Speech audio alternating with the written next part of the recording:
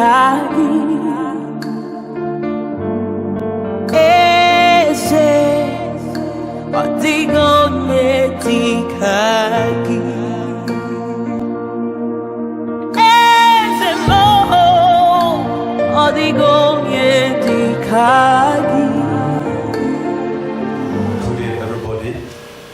This is Wisdom Class Talk Show, and we are here this evening to discuss a topic that says, what do God really want from us? I am Pastor Philip Ogogoyo, and I have with me here 7 discussants, and I want them to introduce themselves. It's good. You're welcome, sir. I'm Prince Emmanuel. Prince, you're welcome. Charles David is my name. Chance, you're welcome. Benedict Edus, I got that is my name. And then you're welcome. Pastor Money with me, it's my name. And God, you're welcome. Dr. Ekwarime Ayo is my name. Doctor, you're welcome. Justice Angela, yes, please continue. For the names.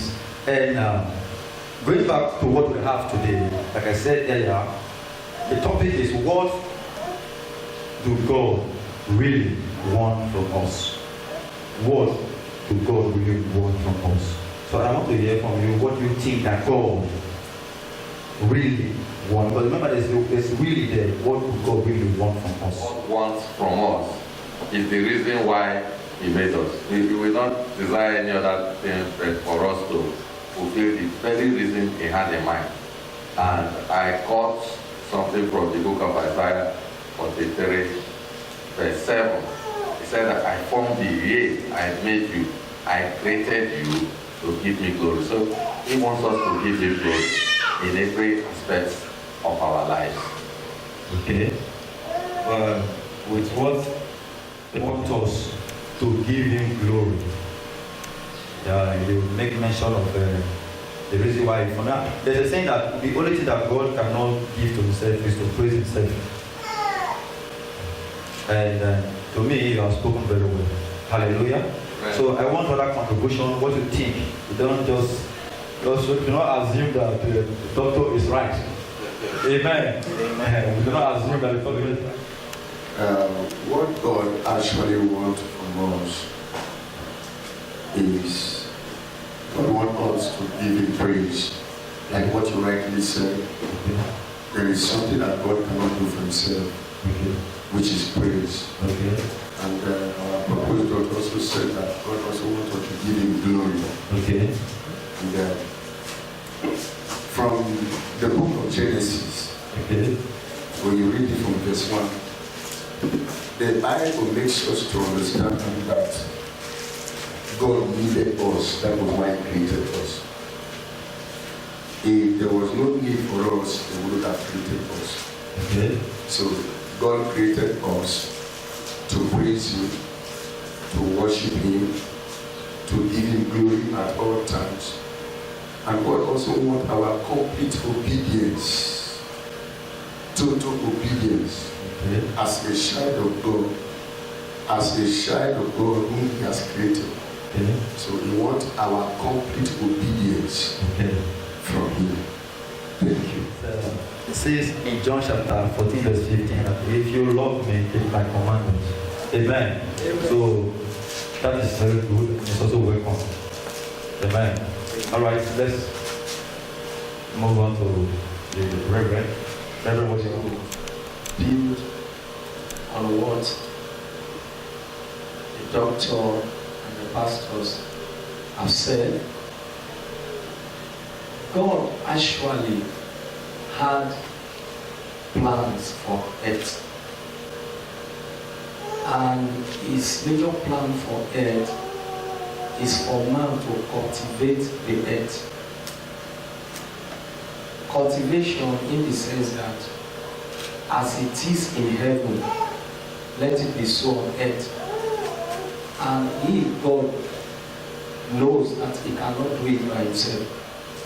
So He had to create man to do that which is going on in heaven, to do it on earth. And like He rightly said, before the creation of man, He said, let us create man in our own image, that they may have dominion over the earth. And so the plan of God and the thing that God really wants from us is for us to have dominion over the earth, to take over the earth, and to dress the earth, and make the earth to be like heaven. Thank you. Something like that. Amen. Though we are just starting, I believe we have more to say. But what you said right now is very, very correct. There are some things that God wants that He cannot do. That's why He created us to do them.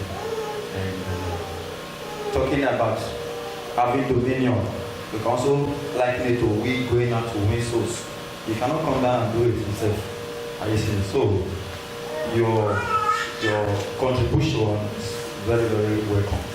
God bless you. And now we have the purpose doctor. There are a lot of opportunities to keep talking. I like talk. Now, I listened to Pastor Fabia, and it reminded me of one of our previous discussions. Okay. You know, because today we are talking about what does God really want from us. All right. But before we continue with that topic, I want to take us elsewhere. Okay, sir. Probably we'll return later. Sorry. Does God really need anything? Because in our last discussion, I remember I was trying to argue with the Charles. He said God doesn't need anything. And I was saying at least God needs something. Okay. At the end of the day, I went back to my drawers to pray and meditate. And I came out with the point that God does not need anything. Okay. Because our prayers, our sacrifices, our worship, our praises, our evangelism, everything that we are doing is for our own benefit. God commanded it. God asked us to do it, not because there's something He cannot do. He needs us to do it. He has commanded us to do it for our own betterment. I don't think, so that means I'm changing my opinion. And I'm agreeing with the Reverend Charles. But I can see some people are agitated. I want us to look at it again. You have something to say. There's that notion of saying God doesn't want anything from us. God actually needs something from us. And that is worship. He cannot praise Himself. He created man to give Him praise. In fact, from the garden, what God actually did after creating Adam, He will come down in the cool of the day just to have fellowship with man. So if He doesn't need that, I think He wouldn't have created man. He will come down in the cool of the day just to have fellowship with man. I believe Jesus was speaking somewhere in Matthew. He said, if you men you refuse to praise me, He said, I will raise up stones. So God actually wants we, His children, to praise Him. In fact, when the fall of Lucifer, He replaced man with men with Lucifer. Lucifer was in charge of worship and the rest of them. So when the fall came, God replaced with men. The hierarchy was God the Father, God the Son, God the Holy Spirit. Before the fall was Lucifer. So when Lucifer lost that position, man replaced Lucifer. So we can't just say, you can't say God doesn't need, He doesn't want anything from us. He needs praises from man. He cannot praise Himself. Okay. So He actually needs wants man to give Him praise. So that aspect of it, I don't concur. Reverend, I really appreciate you for contributing. And I think I agree with you. Because going to the Bible, we should answer, say, why was God angry with Moses? What was Moses' offense?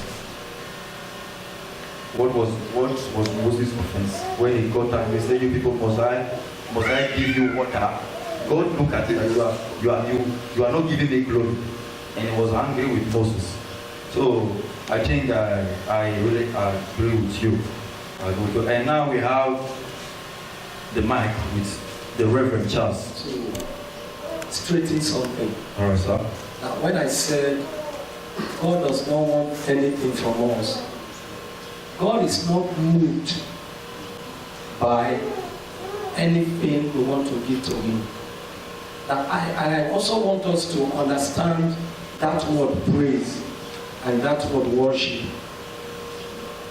We want to use that word because of the religion that we belong to.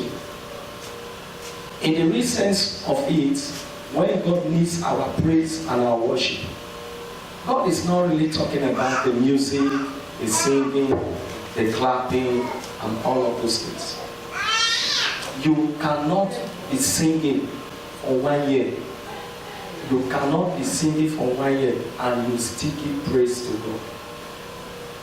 In the sense that, I beg your pardon, sir. Can you repeat yourself, sir? yeah, I said you might not be singing songs of worship, Okay. songs of adoration Okay. to God, Okay. but still you still worship God. All right. Okay, let me try to expatiate on it.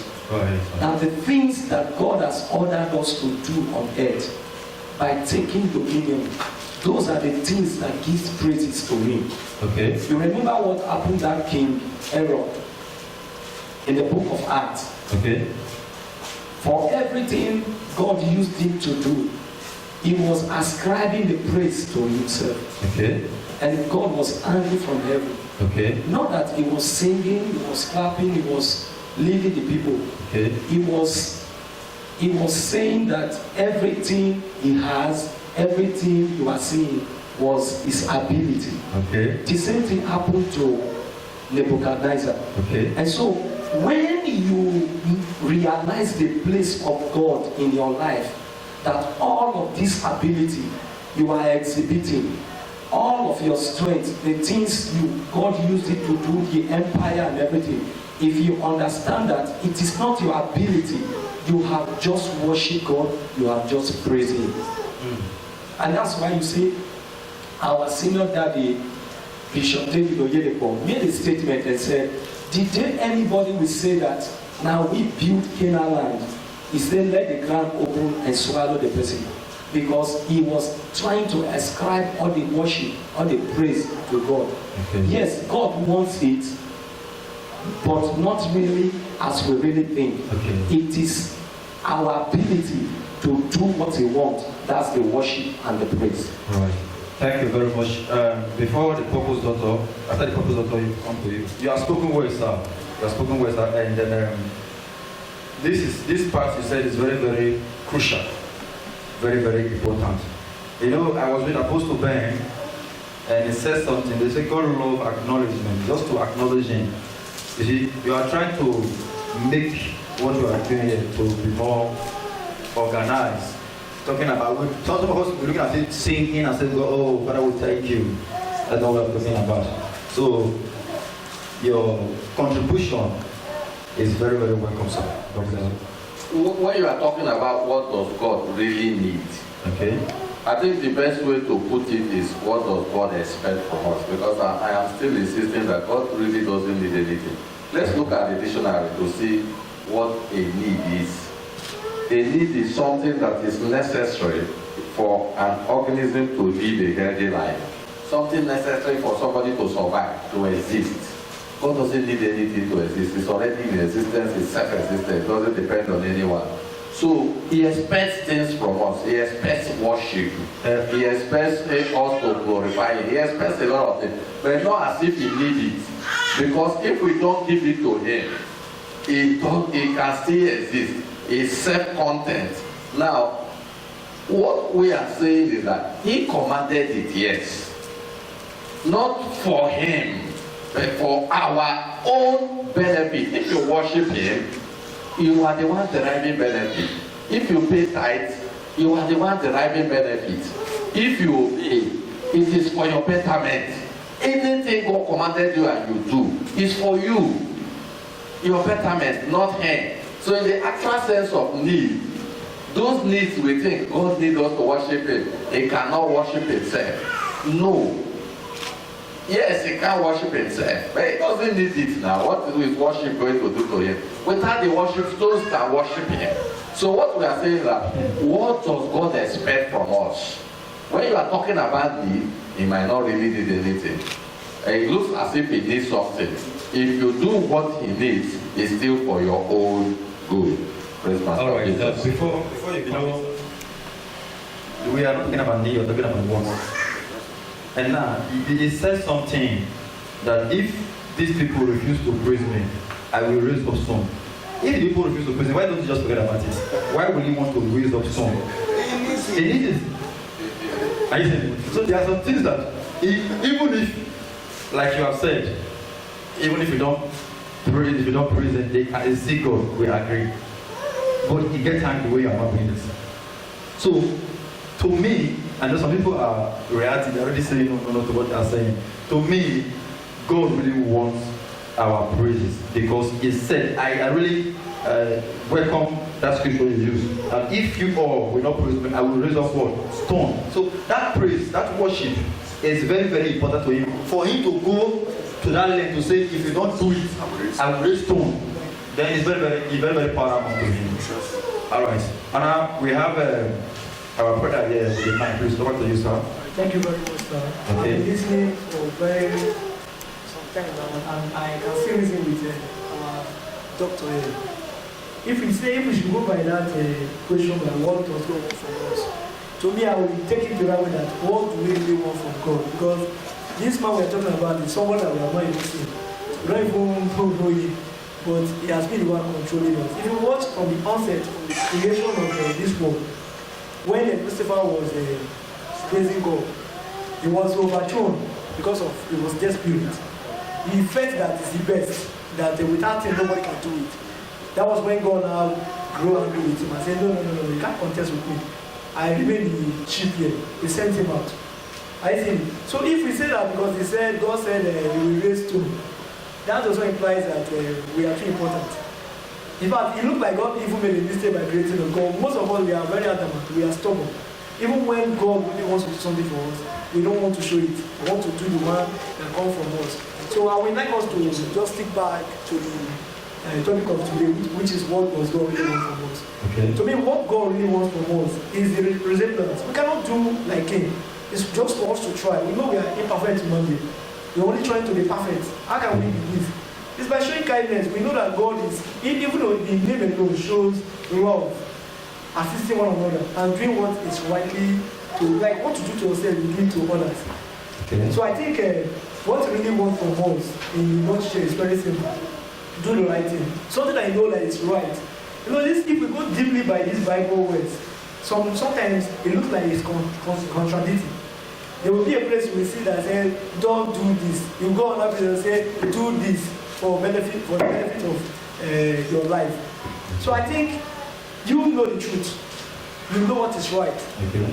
Do it. That is what God really wants from us. Thank you. Say something. You see, we should try and not really confuse ourselves here. Because when you look at the Bible, the only part that God says, if you don't do it, I will raise stone to do it, is when it comes to worship. Amen. There is no place in the Bible that it says that if you don't give me money, I will raise stone to give me money. Are you with me here, please? There's no place in the Bible where it says if you don't give me money, I will raise stone to give me money. Or if you don't do this, I will raise stone. But when it comes to the issue of praise, he said if you don't do it, I will raise stone. I think we should look closely at that scripture. Why is God saying he will raise stone to praise him if men refuse to do it? I think, to me, Reverend, thank you very much for that scripture. To me, there's something in that. Because if you don't give me money, I will raise stone. No, he didn't say money. But when it comes to the issue of praise, he said, if you men will not do it, I will raise this stone to do it. So we should look at it. I think Apostle Ben was in the mic, and I believe he has something to say. From the book of Psalm 50. Psalm what? Psalm 50. Psalm 50. 23. Psalm 50, 23. Yeah. It said, whosoever offereth praise glorifieth me, and to him that ordereth his conversation aright will I show the salvation. And these are two persons in this place. Okay. Now, when you look at the first statement there, it's a general issue that have to do with the whole universe. Creation, men, So even the wind, the trees, everything that is created by God, worship Him. Of course. So when we come to the issue of man giving worship to God, we have to look at that word. What does He really need from us? So the word is want. Of course. Or what, is it want? Yes. Okay, what He really wants from us. Now, if we have to look at it from the angle of worship alone, we'll be missing it all. So, to me, I think what God really wants from us is to replicate. Because if we talk about worship now, from where we read from, everybody worship. Yes. But it's not everybody that is replicating. So He created us according to His word, His image and likeness. And that is what He desires from us to replicate here on earth. And that is why the Bible calls us His ambassadors. So we must have to understand that giving Him worship is not really what He wants from us. It's to be like Him, having dominion over all things, being the God of the universe He has created. Okay. And once that happens, we will now understand what it means to give Him praise. Alright. So until that is done, we will not really understand what it means to give Him praise. So that praise is not just lifting up your hands and worshiping Him. Okay. It's not just playing songs and all that. Okay. It's moving the way He is, because Jesus said, "It is what I see my Father doing, that is what I do." So when He was here on earth, it was when He made that statement. He didn't make that statement in heaven. He said, "It is what I see Him doing up there, is what I do here." So when they were in the wedding in Canaan, the mother said to him, he said, "Woman, it is not yet my time." He was waiting for the time of the Father to do what He wants to do on earth. So I think we have to understand what heaven is doing, so that we can also replicate the same thing here on earth. So in that, we are giving back to Him what He really needs from us. If we are looking at it from the angle of worship alone, it will people they worship Him. Yes, sir. Everybody. There is nobody on earth that will not worship God, because He is the head of all principalities and power. That is ascribed to Him. Okay. Looking at the last part of it, He said, "He that maketh his conversation right, I will show my salvation." That is where the whole clause is. So your conversation, the life you live, what you do, that is giving back to Him glory, showing who He is in us, is what I will really look at as worship.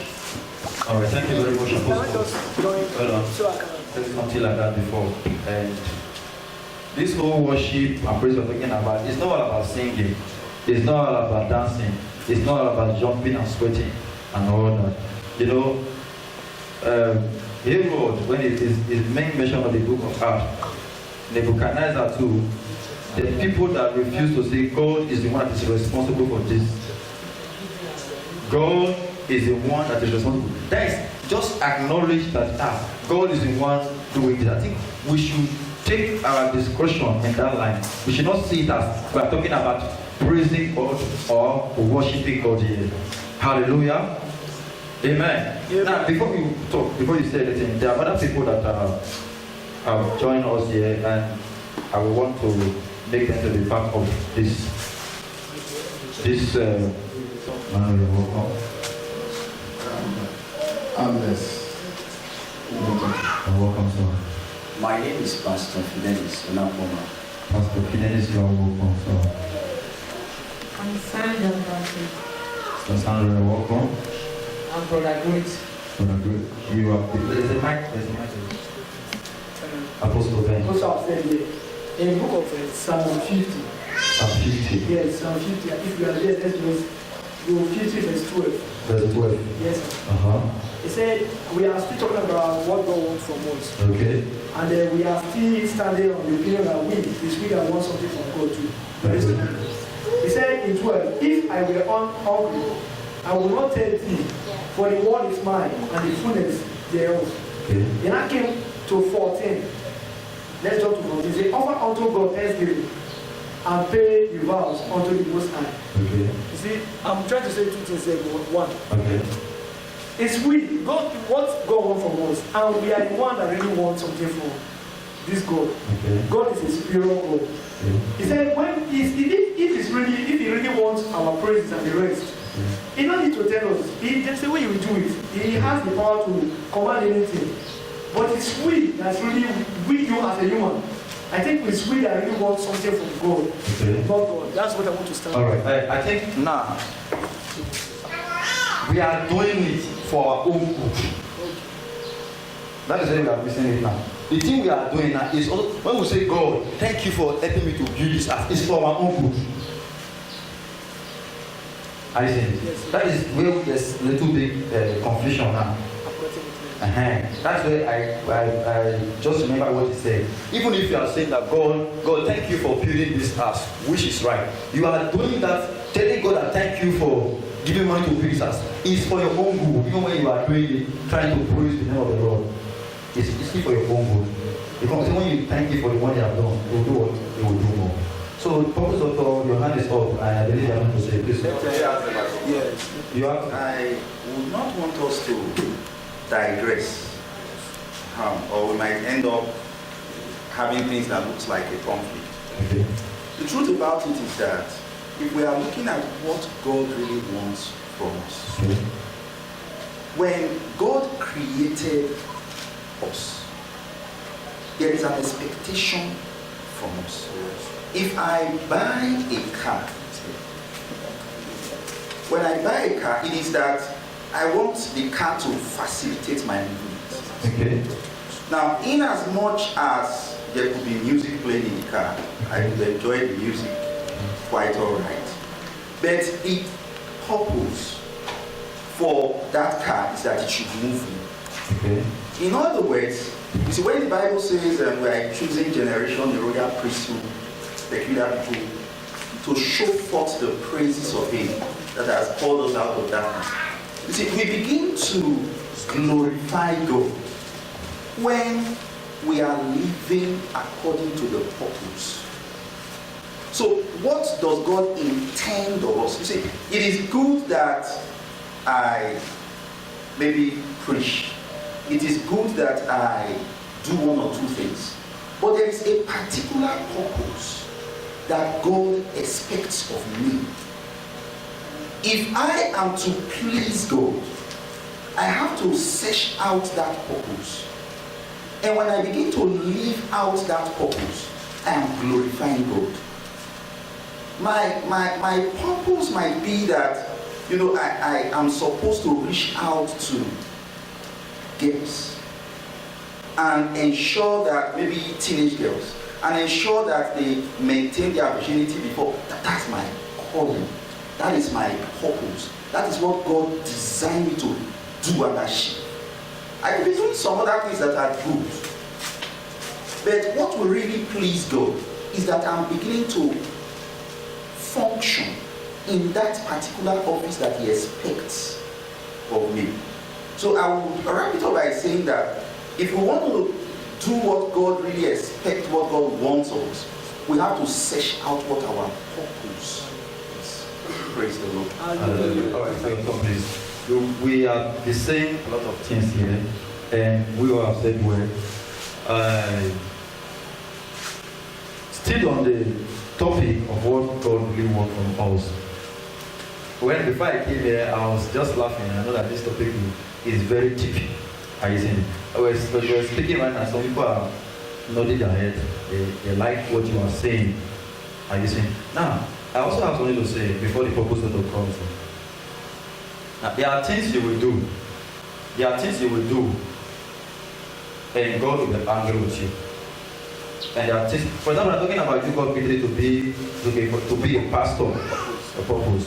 To me, if you don't live to expectation, if you choose to live your life anyhow, I don't think God is, I will not say all the time, I don't think God will really compel you that you must do it.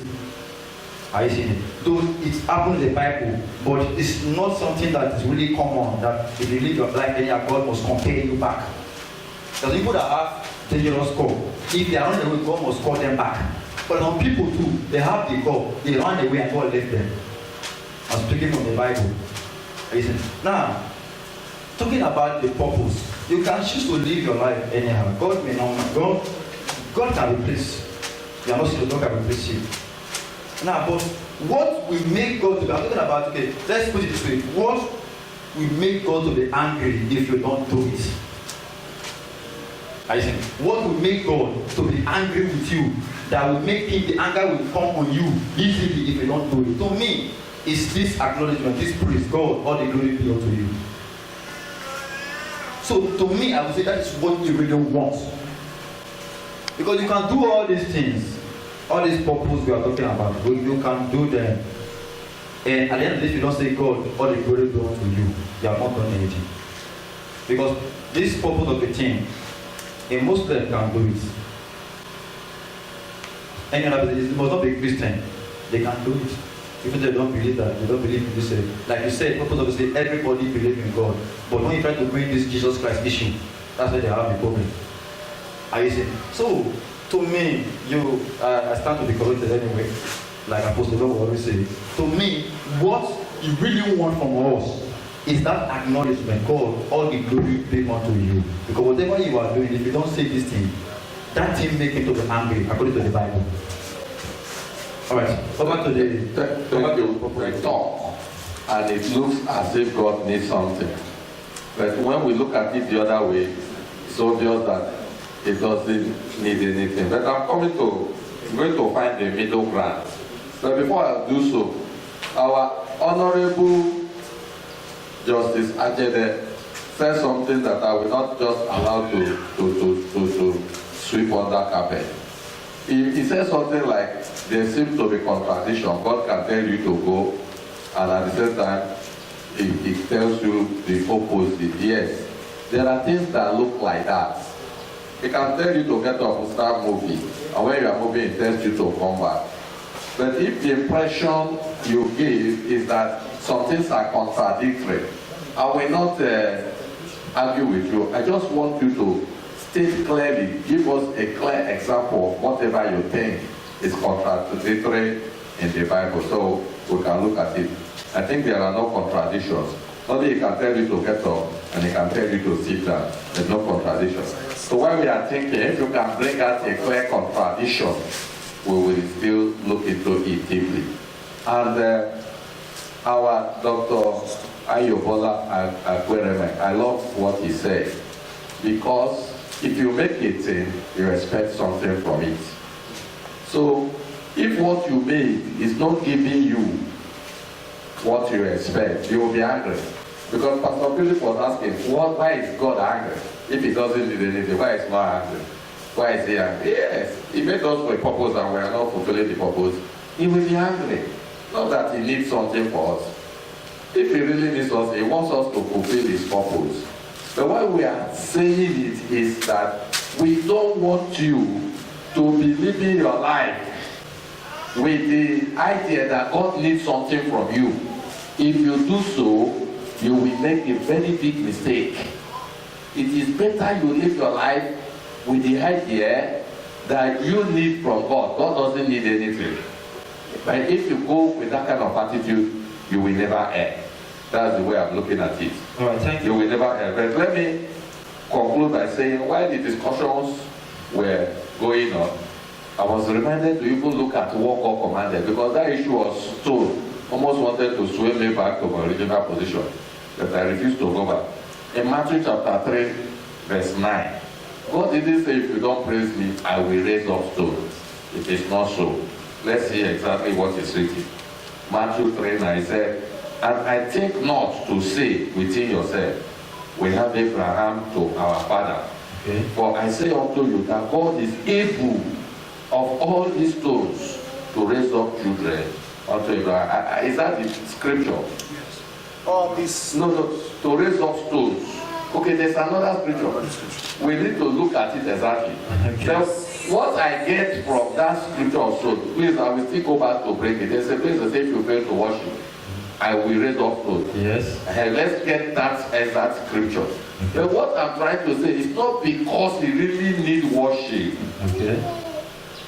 We should have reframed the topic to what does God really expect. He expects us to worship him because it's for our own benefit. It's just like you have a child.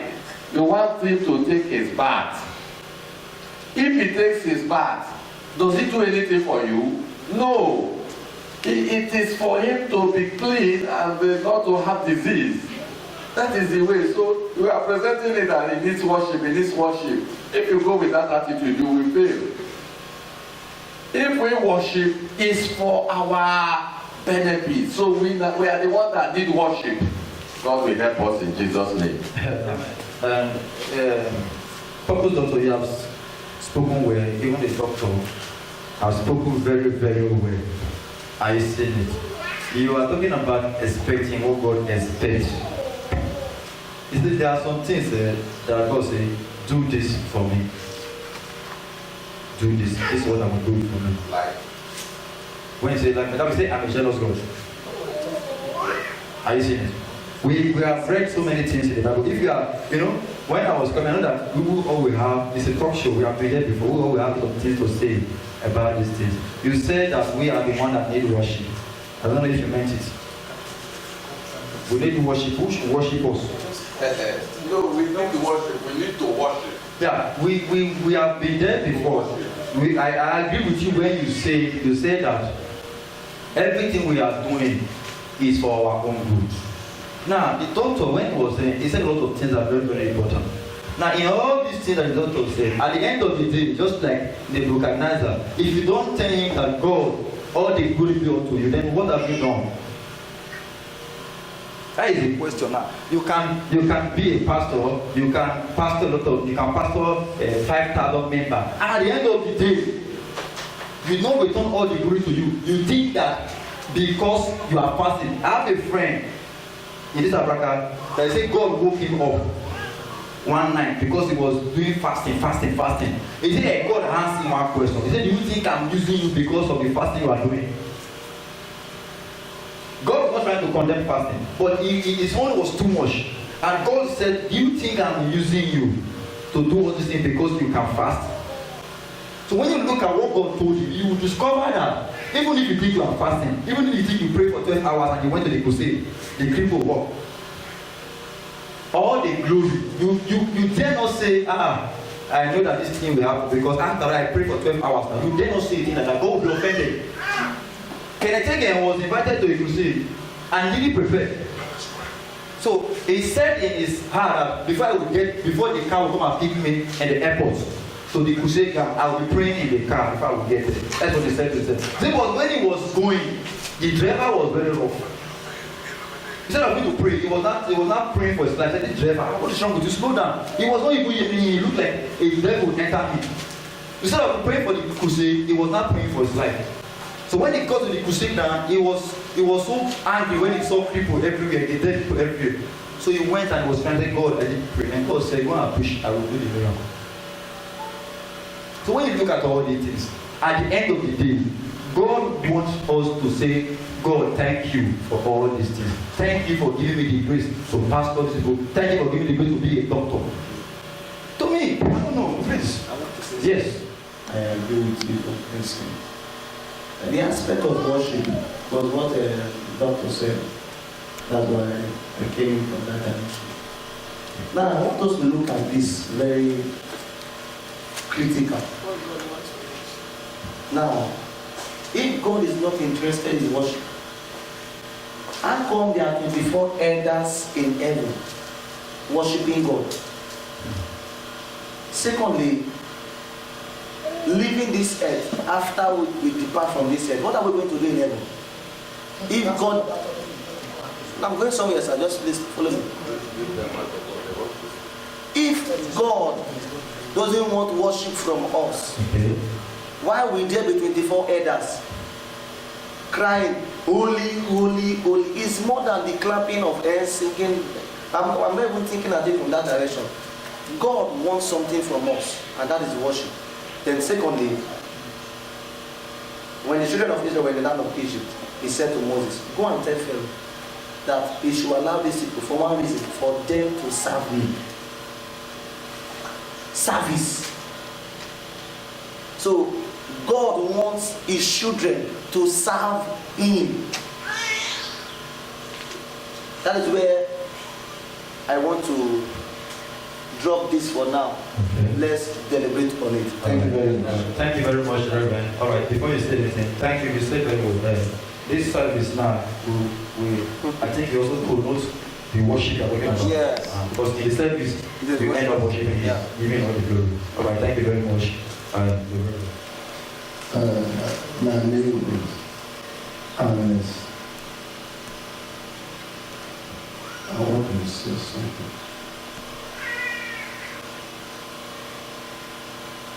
What God wants from you and I,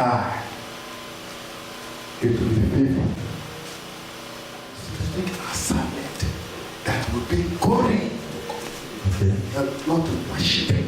And what we call it, as one man worship Him.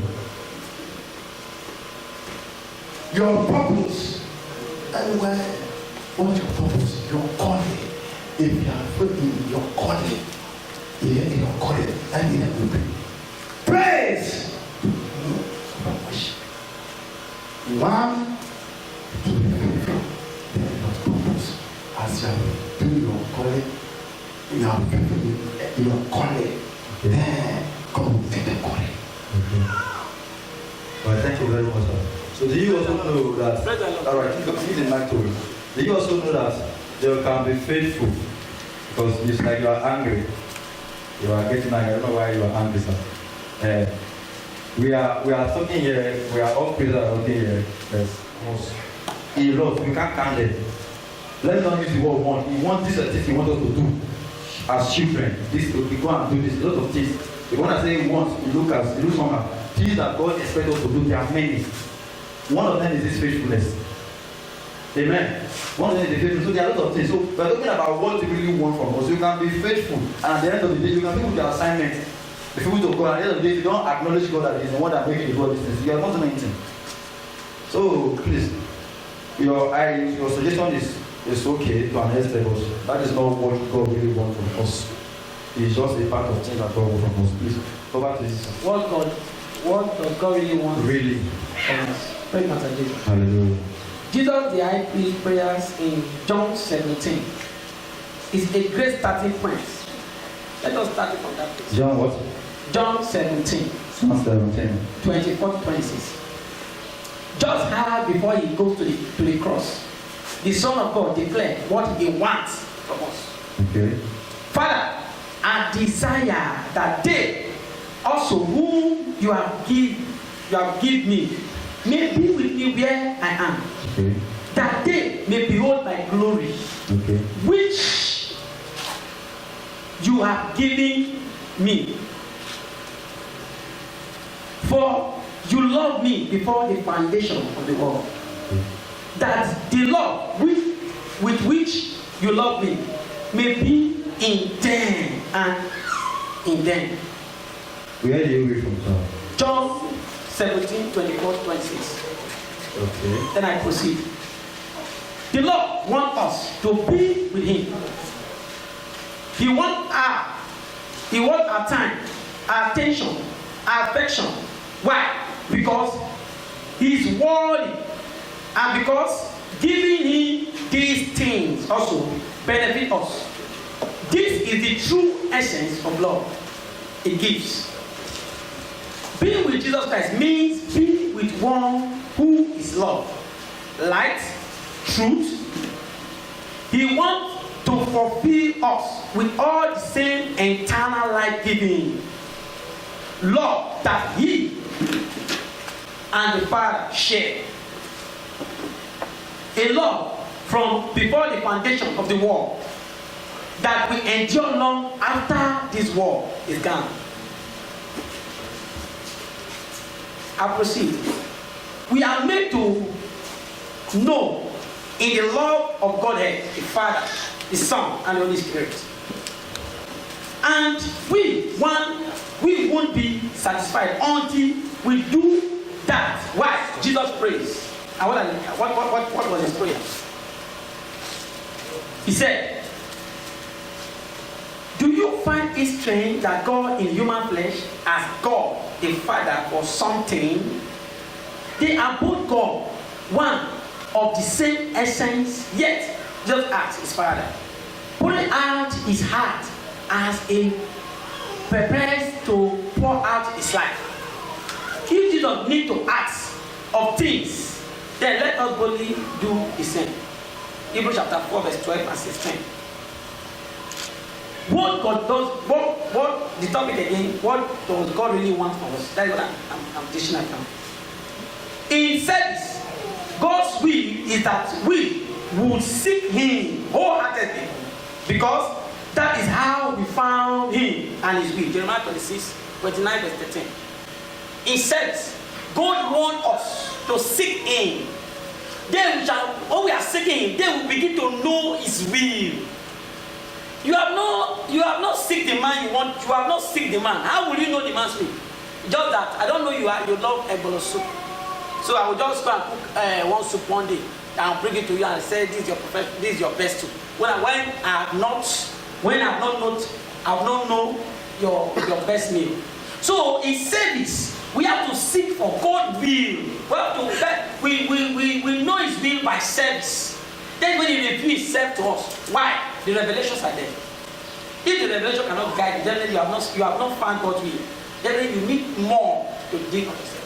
So to round it up, Jesus wants us to be like God. He said, "For ye are little gods." He said, "You are God."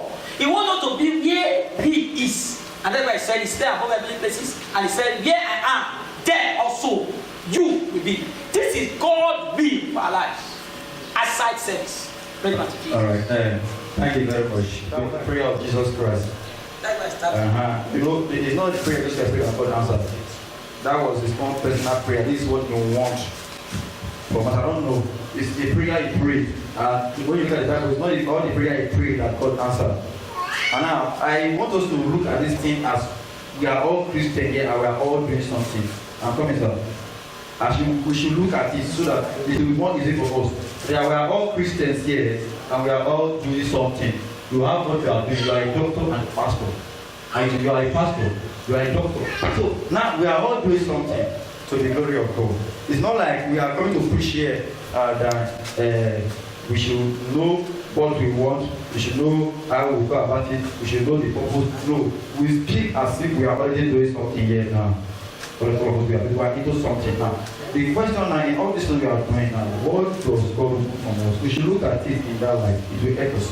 So some of us are trying to go back from the beginning. We should know what God wants, what I can call a purpose and all those things. No, we are already doing something. We should look at it in that light. It will help us. Okay. Right.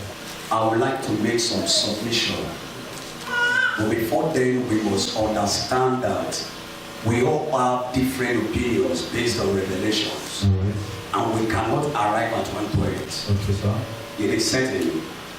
And whatever opinions we make is based on revelations that individuals have concerning the topic. Okay. And what we have to do is to learn more about what you have said. You understand? Because there might be sense in what you say, and there might be sense in what I have to say. Okay. So we might not arrive at one point. Okay. Then another thing, I want to talk about what does God really want from us from the critical perspective. Okay. Yeah, and in my introduction briefly, God, when they say want, the Bible says the Lord is my shepherd, I shall not want. Another meaning for want is lack. So I'm talking about what does God want from us, because something is lacking and they need somebody. Okay. Some people will say that God wants man, God needs man, man needs God. Whether God needs man or God wants man, God needs man. Jesus needs more than himself to accomplish his vision. God needs us. Man is important on earth. That is why he created us. But contrary, he can exist without us, but he needs us to exist. God can exist without us, but he needs us to exist. That makes us important on his mandate. Right. So without us, he cannot fulfill his plans. We are important. If we are not important, we won't be alive. All right. Then even God needed Joseph to go to Egypt because God has given Israel some dominion, but they lack some skills in technology. And Egypt was a center for technology, and they needed to send someone ahead. And that is why technically, critically, you have to send Joseph ahead. Okay. So in summary, I want to talk about pick from the Rahab in the book of Joshua chapter 2. Joshua sent 2 spies to Jericho to spy the land. Okay. But we're talking about what does God really want from us. Now, they entered the land and they came in contact with an harlot, Rahab. And Rahab hid them, and news got to the end of the king and said, there are some certain men that have come to this land. They came to the house and the woman told them, yes, people came but they are gone. And they were unable to thoroughly search the house. Why? She was an harlot. And that place was a public place where men come and go. At a point she was a sinner, but at that moment she was needed. I'm coming. Yes, sir. Because my topic is what does God want from us from the critical perspective. Now, Rahab was an harlot, and God sent Joshua, the servant of God, sent messengers to that land. It was an harlot that hid them, not a priest. And because of that, when the time of destruction came, that little thing she did saved her that was an harlot, a sinner, and her family. You see that? Now, what I'm trying to bring out at one, the information that those people brought returned to Joshua was the information that Rahab gave to them. Rahab told them that I know that God has given you this land, and we faint when we hear about your God. They went back and delivered the message Amos gave to them. Joshua did not rely on the information of those boys to act. It was what God told Joshua to do. March around Jericho 7 times, and on the 7th time, the 7th day, blew the trumpet. And that was what he did. Now, why did Joshua send them? God sent them because he needed to save Rahab, not because he really wanted the information. So to an extent now, what does God really want from you? One, God needs you to acknowledge who you are, despite if you're a sinner or not. You have to come to a point where you have to acknowledge who you are. Because we are in a generation where people place themselves. It doesn't matter how we find yourself, where you are falling. Acknowledge where you are. Then number 2, identify it. Number 2, identify the situation you are. Right. Identify the opportunity that God has brought to you for change. If Rahab did not identify that these are men of God, she wouldn't have been saved. Right. Because we are not saved by works, we are saved by grace through faith. It is not by our works that we become righteous. She was a sinner, but God sent men, and she acknowledged, she identified. The next thing she did, she accepted.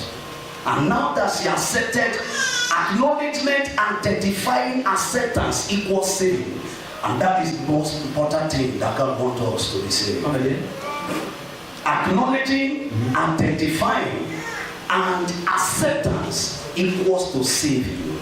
And that is what God really wants us. Whether you are a sinner, He wants we all to be saved. Thank you. It was a very, very welcome contribution, I would say. You spoke very, very, very well. There's something you said, I'm coming, sir. You said we cannot, don't feel bad when you're really saying something and I will just say something that will make us think I'm not saying anything. Don't feel bad. Okay? Please, don't feel bad. We are not, like we read some instructions, some of them were not here. As of things, don't really feel bad, and you have spoken very well. You took your time, and the boy just picked the mic and said something, and look as if you have not said anything. You have said something, And if you have said something, please take note. And thank you very much for your contribution.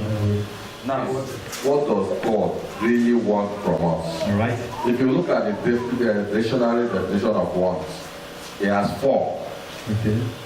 I don't think that question connotes the 4. That question connotes 1. But I'm going to read the 4 meanings. Okay. One is to have a desire to possess or do something. Okay. The next one is should or need to do something. Okay. I put it in another way, it's a noun now, a lack or deficiency of something.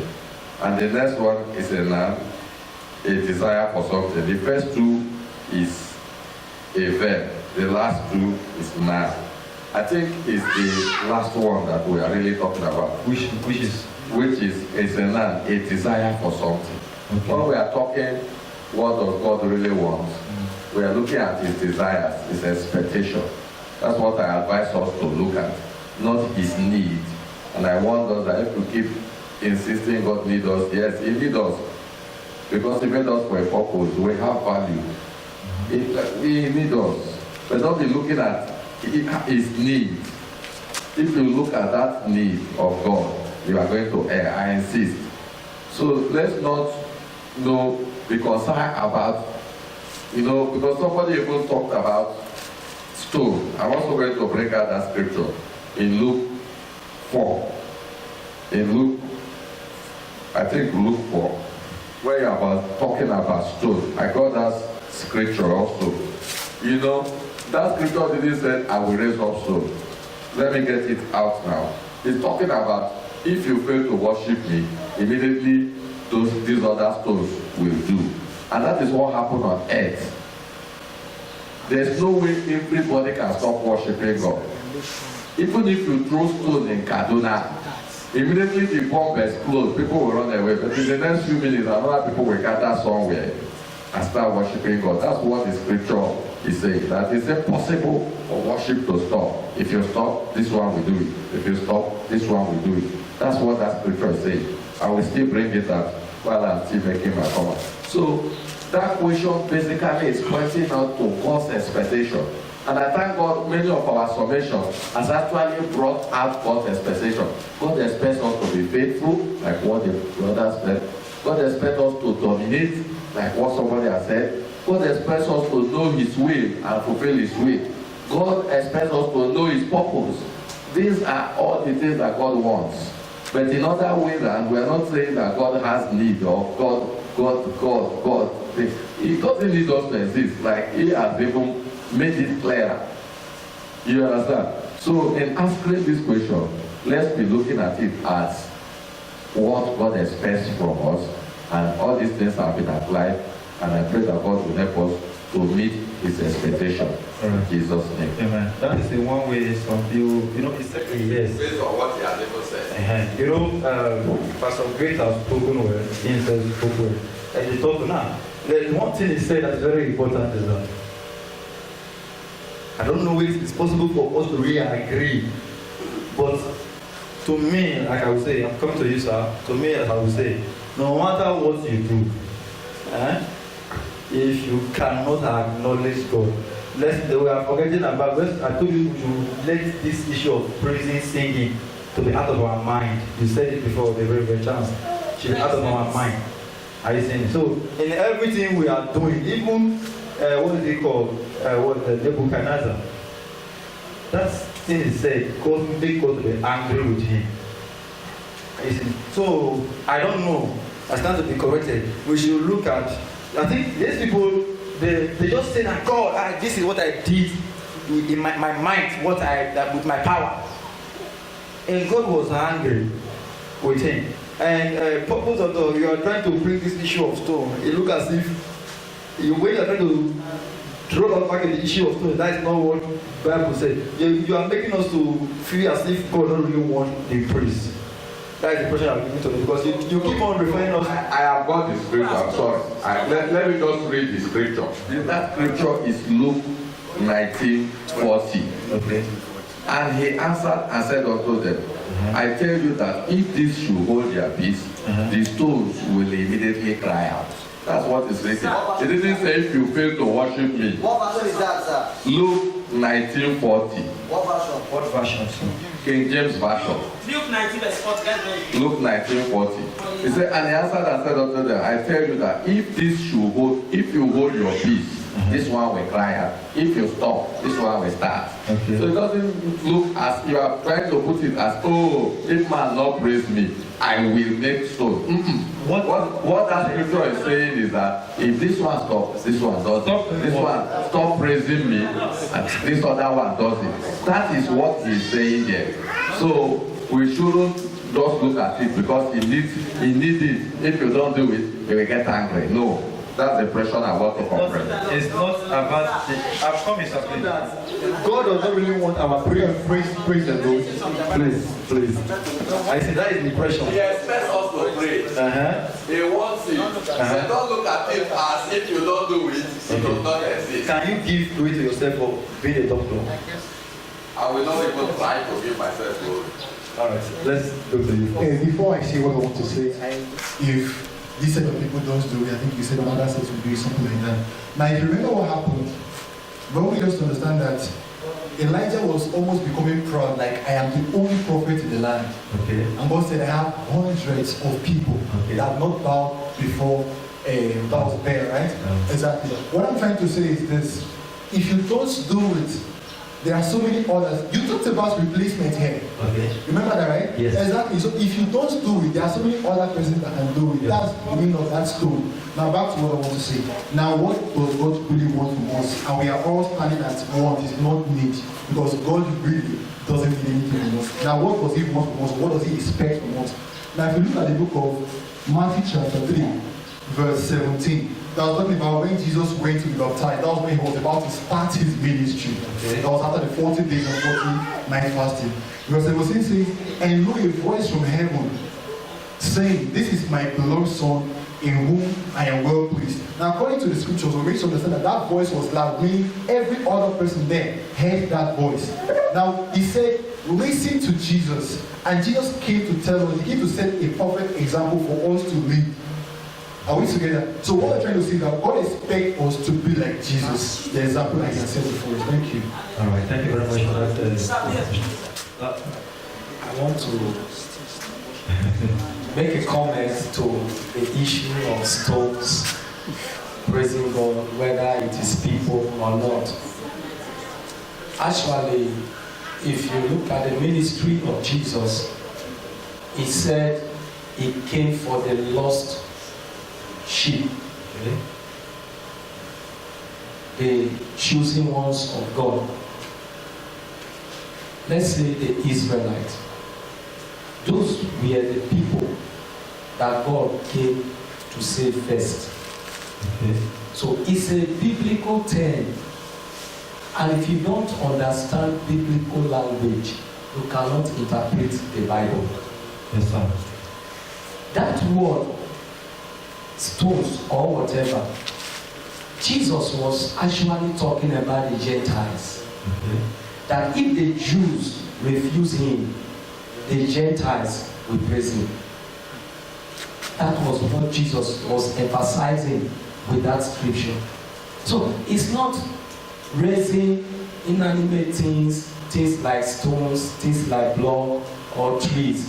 That's not what Jesus was saying. Yes.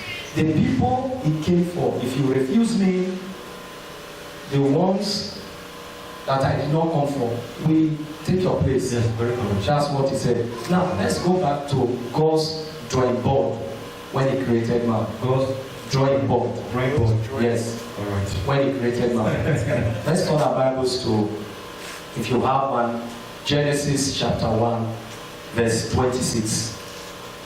Genesis chapter 1, verse 26. God has need. He has want. There is a need on earth. And so he had to do something.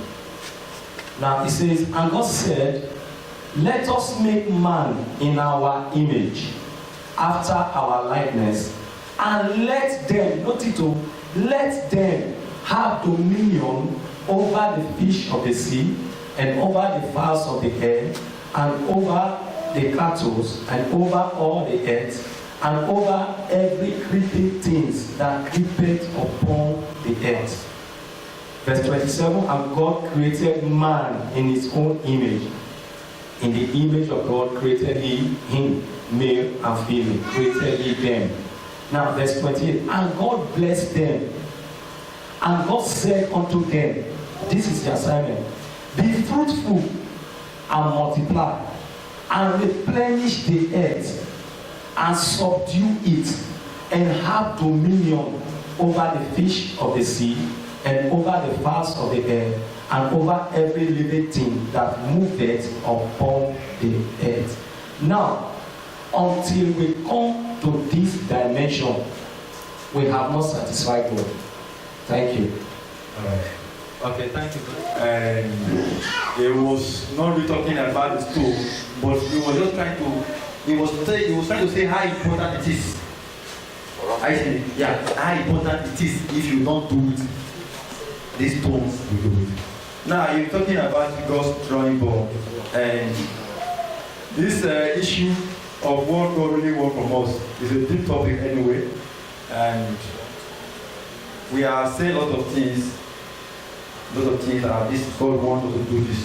Reverend has spoken well, the doctor here has spoken well, even the doctor has spoken well, Prince Emma has spoken well, Apostle Ben has spoken well, Pastor Fabian has spoken well. Are you seeing it? So we are okay. Now, let me say I agree with all of you. I will come back. The 7 of you now, I agree with you. I will come back. Now, who is speaking now? So you will not agree with me now? Huh? You will not agree with me? Let me just proceed. I want to ask a question, then I give it to you. Okay, I'm the question. Now, talking about worship. This worship we are talking about, sir, is in two phases. One, there is this earthly worship. And secondly, we join the 24 elders in heaven. Ask a question, but nobody, we just pretend we're not here. We just see the door. Yeah, how the 24 elders worship. Let me answer your question. Worship is very important. That's that. But it's important to us. The importance is for us, not for God. No, sir. No, but don't make it look like that. No. Don't also make it look like that. It's not really important to God. I agree with you on that. I know that it's our own group. It's important to God. It's important to God. But look at the importance to us. Yes, it's important to God. But don't say it's not important to God. All right, sir, please. Go back to you. Go back to you. Huh? John 15. John 15. Verse 16. John 15, it's not about the truth. John 15 verse 4. 16. He said, I've chosen you, but you not choose me to lead you to go and prosper. And whatever you say in my name to me. And he told Peter, he said, if you love me, what? Keep on loving. What I'm saying is love. God wants you and I to prosper. To prosper. Listen. Prosper means you must love one for one. You must love one for love. Then when you love one for love,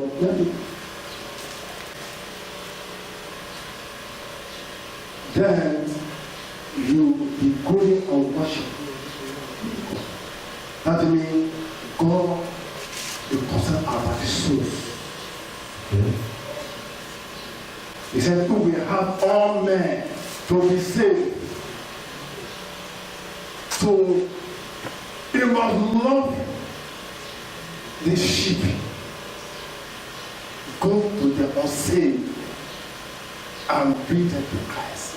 That means God is one from your eye. You must love them. Okay. Praise the Lord. All right. Thank you very much. We are saying the same thing. I don't know. what you said is very important. To me, it's part of what God wants from us. We are not saying the same thing. Huh? We are not in the same direction. Okay. It is you that is trying to coin it to. Okay. Now, no, what I'm trying to say is that now, the point he gave now, I even wrote it down here. Are you seeing it? I wrote it down here. Now, is it God wants us to love? Is it not true? Yes, now. There are principles. All right. I will come back to you. I think is it God wants us to love the lost soul? It's true now. It's true. I think. But now I don't know how we're going to come together and agree that this issue of really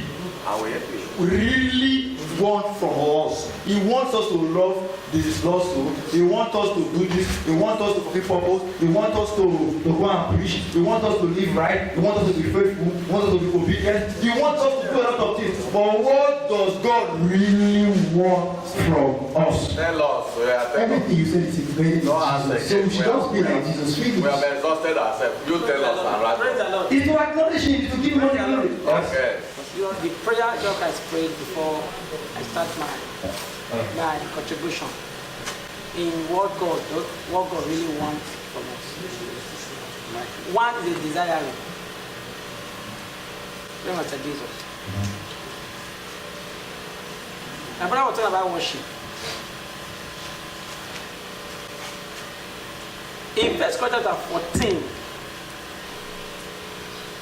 1 Corinthians chapter 14, verse 26. Let me start with 24.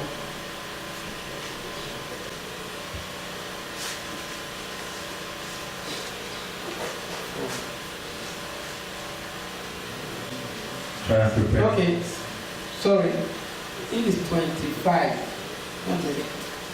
No, 45. Sorry. In that First Corinthians chapter, I'm not mistaken. Pastor, great. 10 and 25. And he said, and thou art the secret of his heart, made manifest.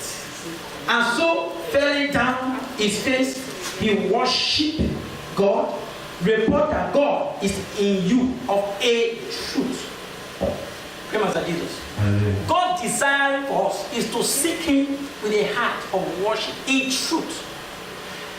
Why? Because He needs our worship, because that is the only food and the fruit we can give to Him that He will accept. When you worship God, it comes down personally. It doesn't say angels. The host of heaven and the 24 elders, the children of Shadrach, they come down.